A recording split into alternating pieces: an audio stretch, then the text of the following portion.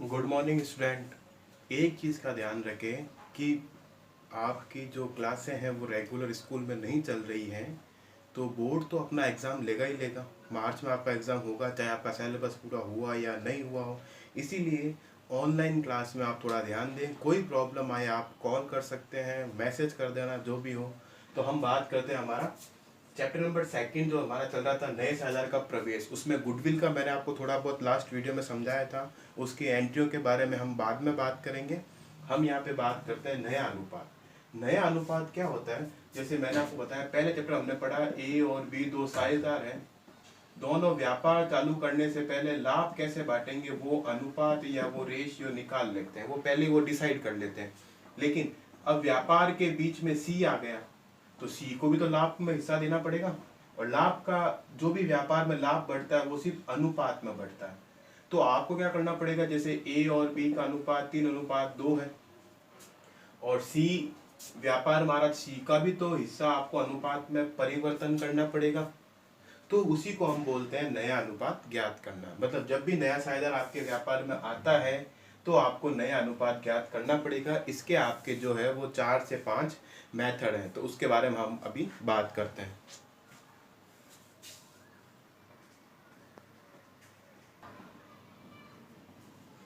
जैसे हम बात करते हैं पहले मेथड की है, जब नए साझेदार का आपको सिर्फ और सिर्फ क्या दे रखा हो, हिस्सा दे रखा हो। तो इसका क्वेश्चन कैसे बनता है, जैसे ए और बी 3:2 के साझेदार है, इनका अनुपात क्या, लाभ अनुपात 3:2। उन्होंने सी को फर्म में 1/4 भाग, कितना है, 1/4 भाग के लिए फर्म में प्रवेश दिया। नए अनुपात की आपको क्या करनी है, गणना करनी है। तो इसमें आपको क्या करना है, कुछ नहीं है। इसमें एक तो आपको लसअप लेना आना चाहिए जो आपने छोटी क्लास में लिया है। तो देखो इसको आपको सॉल्व कैसे करना है। इसमें सिर्फ आपको इतना ही दे रखा है कि सी का हिस्सा 1/4 है, और कोई इन्फॉर्मेशन नहीं है। ऐसा कहीं नहीं दे रखा कि सी अपना हिस्सा ए से इतना प्राप्त करेगा या बी से इतना प्राप्त करेगा। तो उसके आधार पे आपको क्वेश्चन सॉल्व करना है। देखो बात करते हैं इसका आंसर की। कैसे शुरू करना है, सिंपल मेथड, मैथ्स वाला ही है।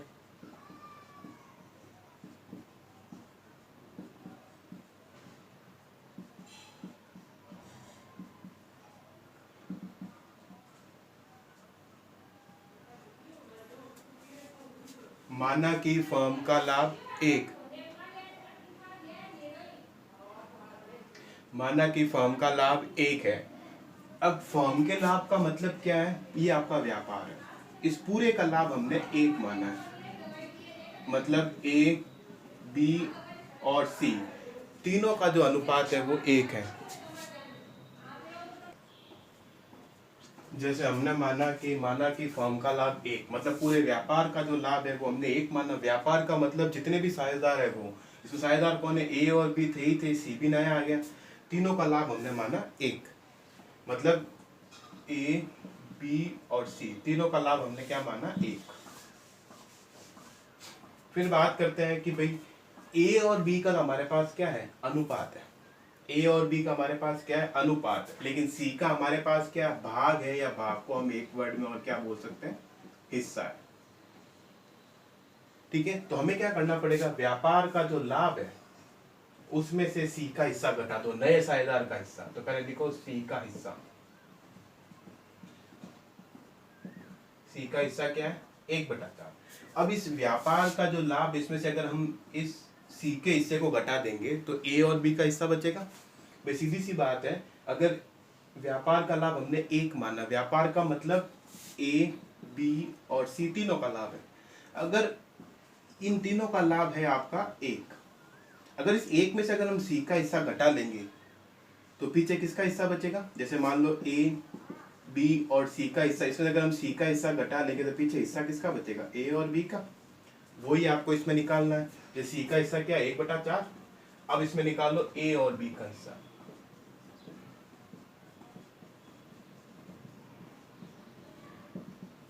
ए और बी का हिस्सा कैसे, पूरे व्यापार का लाभ 1, उसमें से 1/4 सी का हिस्सा घटा लो। ए में से सी का हिस्सा, सॉरी, टोटल 1 में से सी का हिस्सा घटा लो, पीछे क्या बचेगा, 3/4। अब ये 3/4 कैसे आया है, इसका आप लसअपल लेके सॉल्व कर सकते हो। अगर लसअपल नहीं आता है, वैसे आपको आगे सीखना पड़ेगा। लसअपल ये सिंपल तरीका है, एक में से क्या घटाया, 1/4। तो घटाने का सिंपल तरीका देख लो, ये 4 का नीचे का 4 का 4 वापस लिख लो। अब 4 में से किसको घटाना है, सॉरी 4 में से ऊपर क्या है, 1 है ना, 1 को घटाओ, पीछे क्या बचा 3। जैसे मैं बोलता हूँ 1 में से 2/7 घटाना, तो 7 का 7 वापस नीचे आ गया, ऐसा कैसा। अब 7 में से 2 गए, पीछे क्या बचे 5। या फिर 1 में से आपको 1/10 घटाना है, तो नीचे 10 का 10 वापस, और इस 10 में से 1 गए, पीछे क्या बचे 9। ये तो नीचे की संख्या आपको वापस ऐसे कैसे लिखनी है, और नीचे में से ऊपर वाली संख्या को आपको घटाना है। तो ये आ गया आपका 3/4। अब ये 3/4 किसका हिस्सा है, सिर्फ और सिर्फ ए और बी का। तो सी का तो हमने इसमें से घटा लिया, अब निकाल लो नया अनुपात।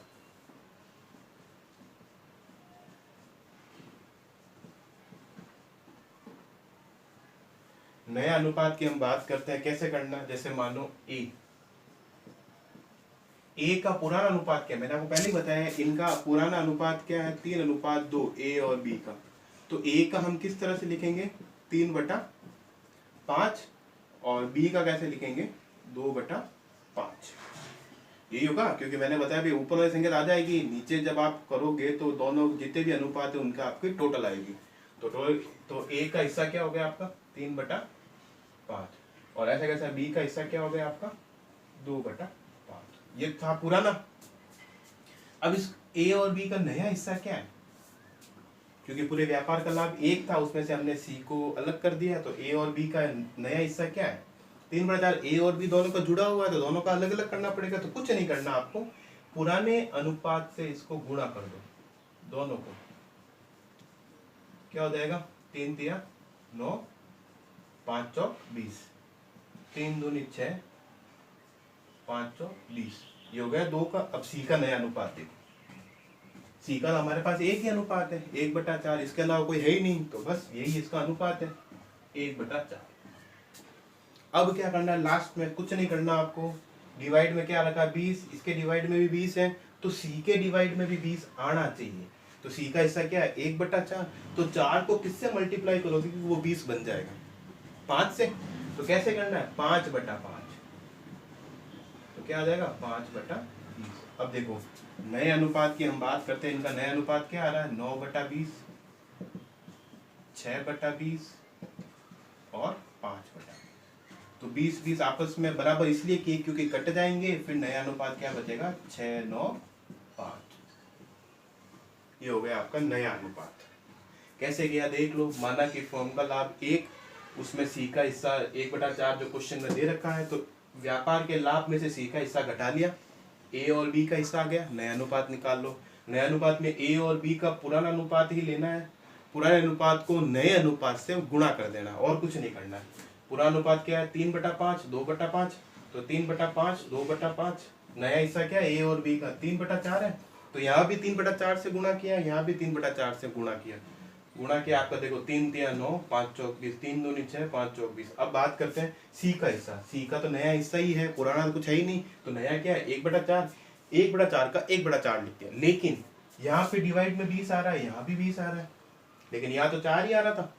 तो आपको क्या करना है कि यहाँ 20 है, तो सी के अंदर भी 20 आना चाहिए, जितने से गुणा कर सको उतने से आप गुणा कर लो। सिंपल वे में तीनों जितने भी साझेदार है, जैसे यहाँ पे 3 है, तीनों का जो नीचे वाला हिस्सा होता है हर बोलते हैं इसको, ये तीनों बराबर होने चाहिए। अब बराबर करने के लिए यहाँ 20 है, यहाँ 20 नहीं, यहाँ 4 है, तो 4 को 5 से गुणा करेंगे तो क्या हो जाएगा 20-20 हो जाएगा। तो ये आपका नया अनुपात, 20-20 कट जाएंगे, ये आपका नया अनुपात। तो पहला मेथड आपका ये था।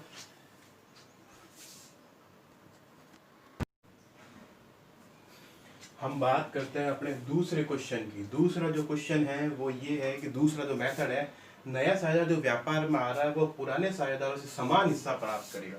मतलब यहाँ पे हिस्सा क्या होगा बराबर, यहाँ पे हिस्सा क्या होगा बराबर। तो देखो क्वेश्चन भी ऐसा ही है, आपको क्वेश्चन से पहचान करनी। जैसे देखो ए और बी 3:2 के साझेदार है, उन्होंने सी को 1/4 भाग के लिए प्रवेश फॉर्म में प्रवेश दिया। यहाँ तक क्वेश्चन वही है सेम, पहला क्वेश्चन जो था, लेकिन इसमें आगे लाइन क्या जोड़ी, सी अपना हिस्सा ए और बी से समान अनुपात मतलब बराबर हिस्से में प्राप्त करेगा। बस यहाँ पे ये लाइन थोड़ी चेंज हो गई है, ठीक है। अब देखो इसको कैसे सॉल्व करना है।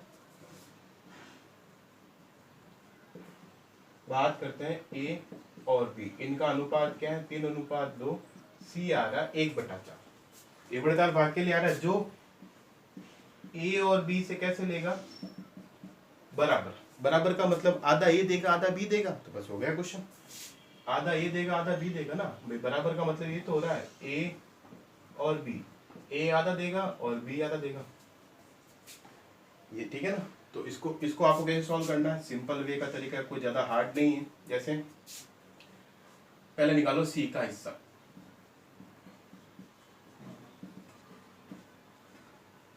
सी का हिस्सा मतलब सी ए से कितना लेगा और बी से कितना लेगा। बात करते हैं ए, सी का हिस्सा क्या है 1/4, इस 1/4 या फिर सी का जो भी हिस्सा है उसमें से आधा हिस्सा कौन देगा, ए देगा, और आधा हिस्सा आपको कौन देगा, बी देगा, यही है। तो हम बात करते देखो ए किसका आधा हिस्सा ए देगा और आधा हिस्सा आपको बी देगा।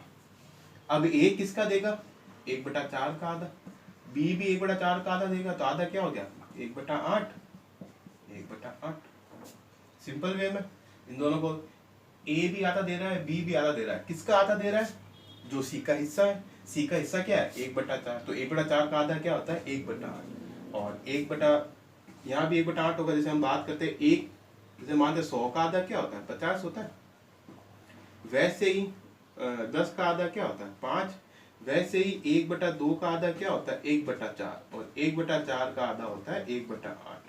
डिवाइड में ध्यान रखना, जब भी आप इस तरह की संख्याओं का जब आधा करते हो तो नीचे वाली संख्या जो है वो दुगनी हो जाती है, 1/4 का 1/8, और अगर 1/8 के आधे की बात करते तो होगा 1/16। अगर ऐसे समझ में नहीं आता है तो आधा कर लो, जैसे हम हमेशा करते हैं कि भाई 100 का आधा आपने कैसे किया, भाई 100 का आधा ऐसे तो किया आपने, तो क्या आया 50, वैसे ही 1/4 का आधा कर लो, 1 1 4 दूनी 8, 1/5 का आधा तो ये आधा 1/10, ठीक है, ये हो गया। मतलब अब बात करते हैं सी अपना हिस्सा ए से कितना लेगा 1/8 और बी से भी कितना लेगा 1/8। जब सी को ए और बी अपना हिस्सा देंगे, जब सी को ए और बी जब अपने हिस्से में से उसको हिस्सा देंगे तो ए और बी का हिस्सा क्या होगा, कम होगा, तो बस या निकाल लो नया अनुपात।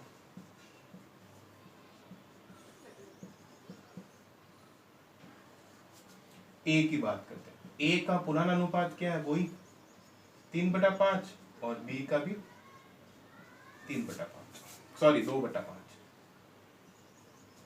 अब ए ने कितना दिया है सी को 1/8, इसमें से माइनस कर लो, घटा लो ना भाई, ए का हिस्सा 100 था उसमें से मान लो 10 उसको दे दे, पीछे 90 बचा। वैसे आपको ए का हिस्सा 3/5 था, उसमें से जितना उसने सी को दिया वो घटा लो, बी का भी जितना उसने सी को दिया घटा लो, बस इसको सॉल्व कर लो। अब आता है यहाँ पे लसअप लेना, एलसीएम बोलते हैं, छोटी क्लासों में आपने लिया होगा।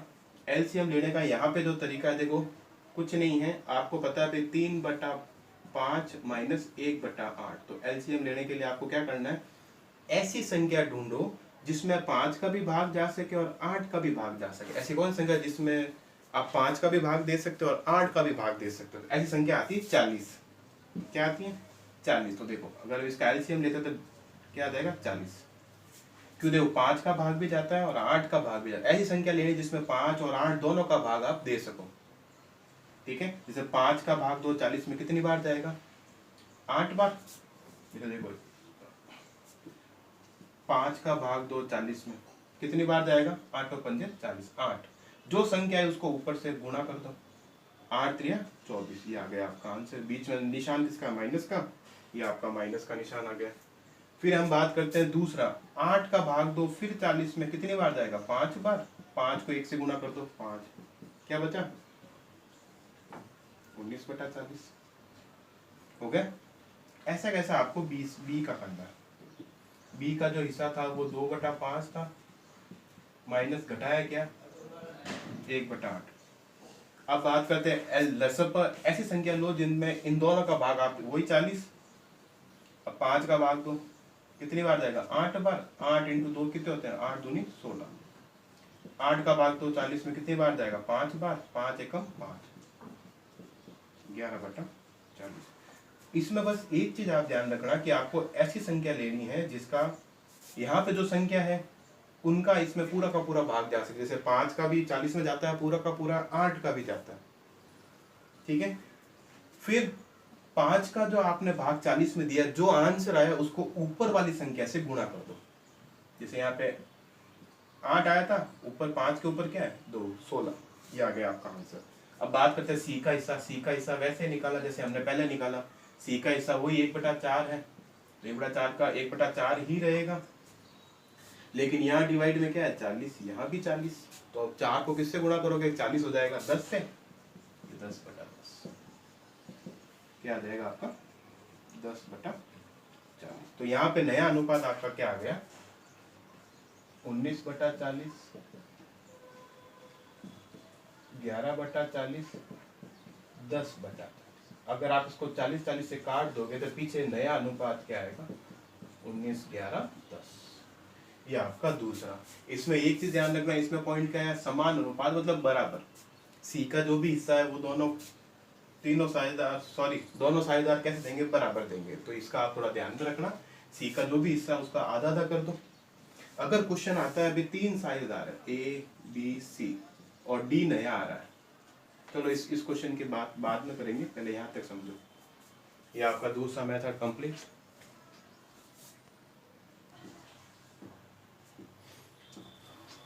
हम बात करते हैं हमारे तीसरे मेथड की। तीसरा मेथड जो है, तो तीसरा मेथड जो है इसमें क्या होगा, एक जो साझेदार नया आ रहा है वो अपना संपूर्ण हिस्सा मतलब पूरा हिस्सा सिर्फ एक साझेदार से लेगा, कोई भी एक साझेदार। ठीक है, तो इसमें जो क्वेश्चन देखो, ए और बी 4:1 के साझेदार हैं। उन्होंने सी को हिस्सा दिया 1/5। सी आ रहा है 1/5 भाग के लिए, फॉर्म में प्रवेश दिया। सी अपना पूर्ण हिस्सा किससे प्राप्त करेगा, ए से। अब यहाँ पे पूरा हिस्सा कौन दे रहा है, ए दे रहा है। तो ए दे रहा है तो बी को इस चीज से कोई मतलब नहीं होगा। जैसे देखो ए और बी 4:1 के साझेदार है, सी आ रहा है 1/5 के लिए। सी अपना पूरा हिस्सा किससे ले रहा है, ए से, तो कोई दिक्कत नहीं। ये सबसे सिंपल मेथड यही है, निकाल लो नया अनुपात।